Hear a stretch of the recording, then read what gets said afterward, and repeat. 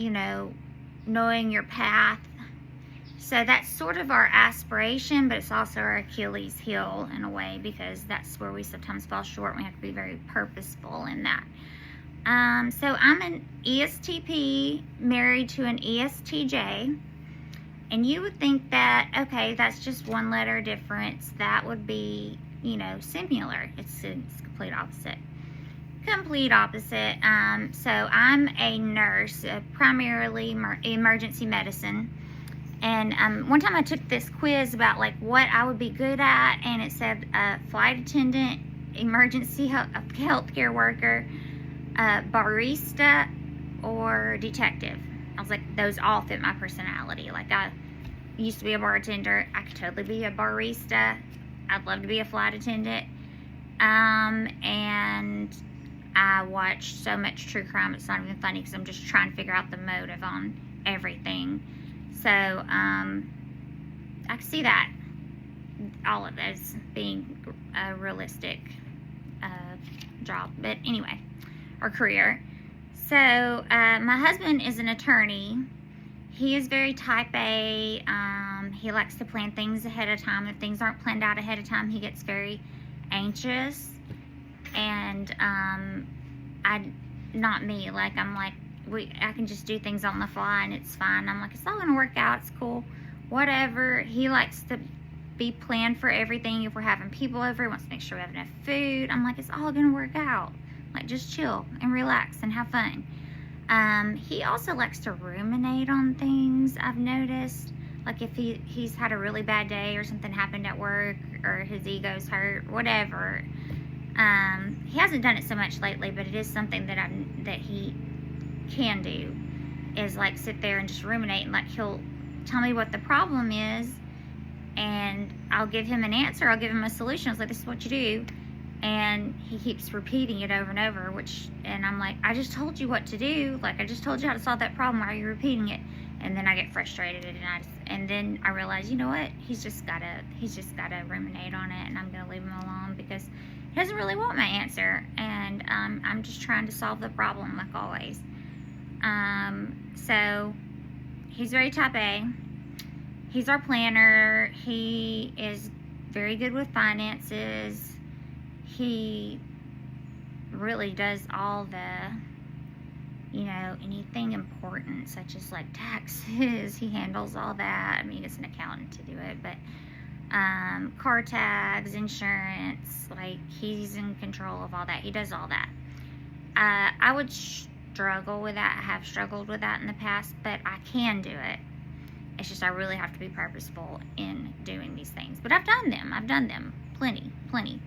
Now, put me in an emergency situation, and I become very zoned in.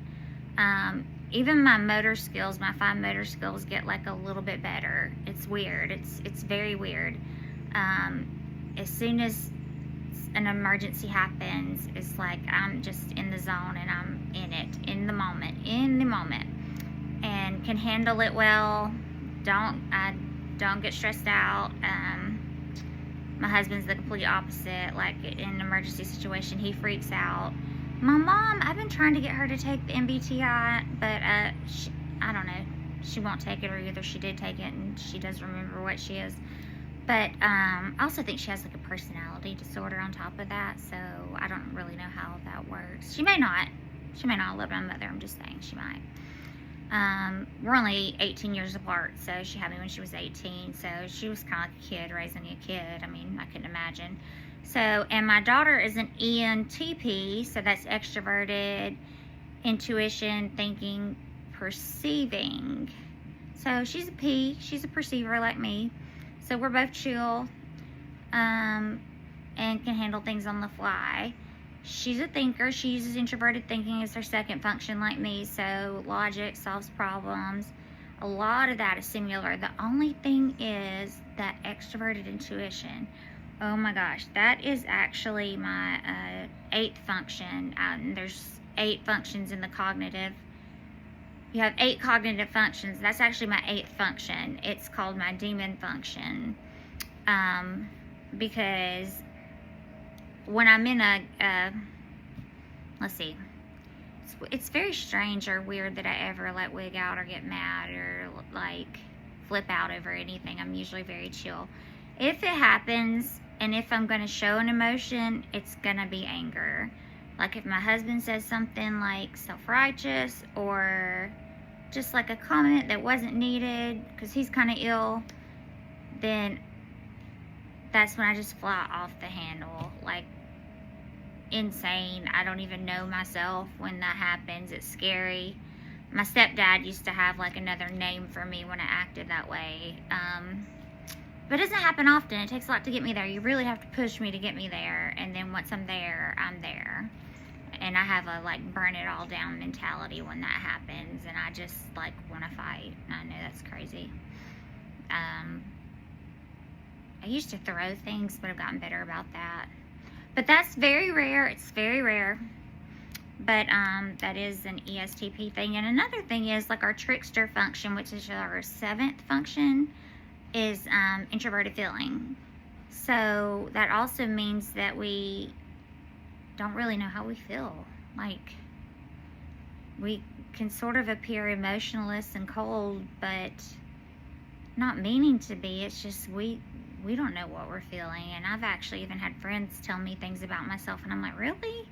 Like I'm that way? And it's like I don't know myself. It's a strange thing to be. I don't know if anybody else in the MBTI has introverted feeling as their trickster. They probably do, but I'm curious how they deal with that. Like I went to therapy for 2 sessions, and she was like, you've just got to let the emotions, it's like a river and rocks build up, and you just got to let one emotion out at a time, because if you don't, it's all going to spill over. And I'm like, I do have a blow up every now and then, but I don't think it's because I'm holding in my emotions. I think it's because I was pushed to that point. But the 2 therapy sessions were kind of pointless for me, because I'm like, I tried, but I was like, I don't know how I feel. Like I know I can feel anxious sometimes about a bad situation, but I'm typically very optimistic, and I'm always the person too that's like, if we're going to go out for drinks with the girls, say I'm going out to drinks with the girls, I'm like, I'm just gonna have one drink and then go home. Yeah, literally it's like 2 days later, I'm at at the Quest, which is a bar downtown that's open 24/7. I'm down there, I put $100 in the jukebox, and I've been drinking for 2 days. Like that's when I get in that extroverted sensing, introverted or extroverted feeling loop.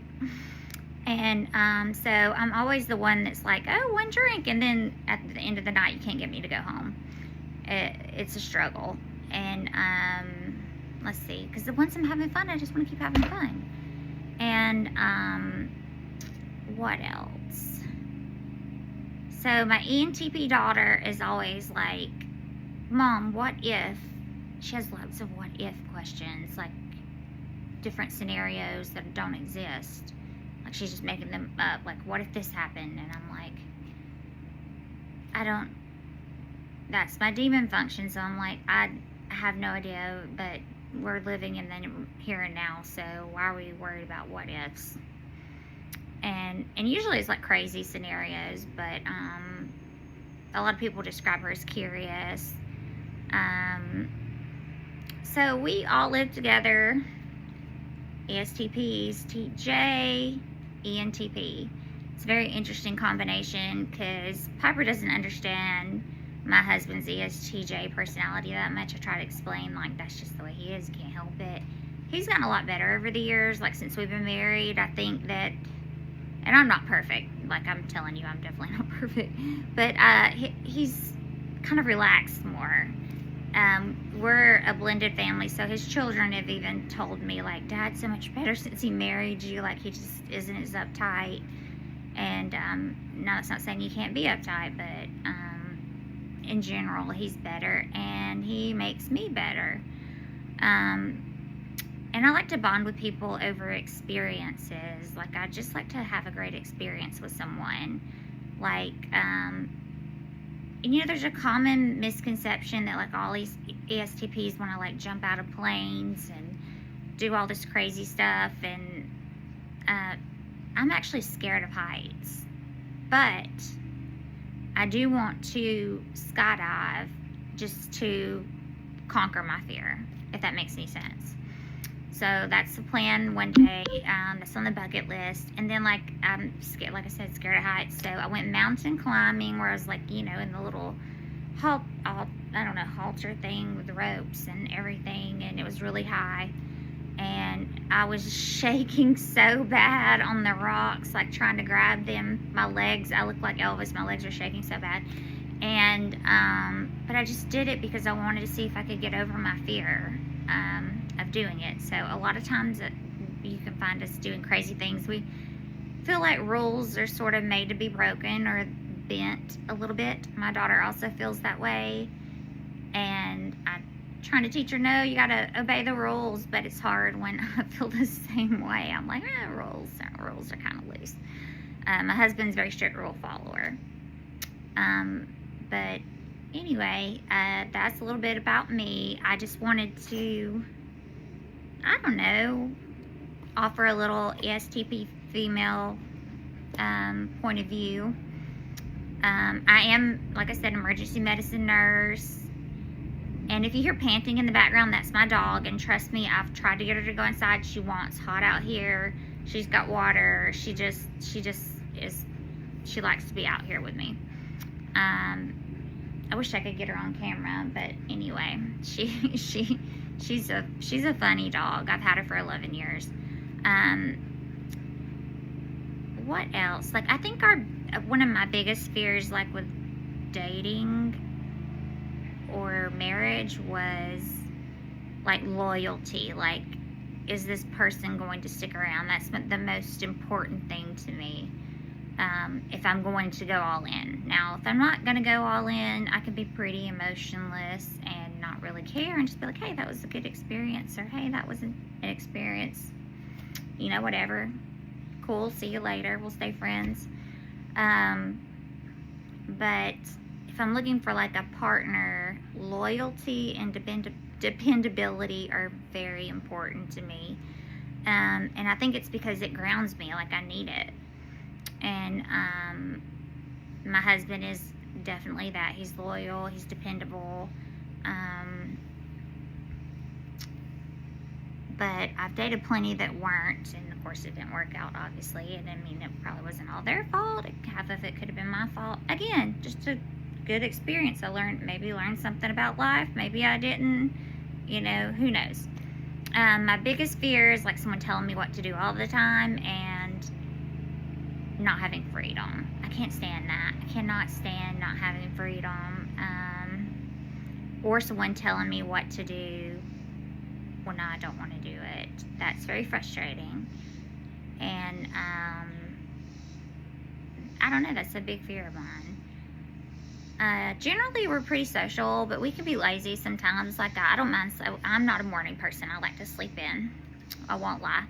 I like to sleep in. I like my sleep. Sometimes I'll stay up late at night, like watching true crime or cleaning up the closet or something crazy, and then, you know, sleep in. But I'll start a project and then like have 10 projects going on in the house and just run in circles and never really get one finished.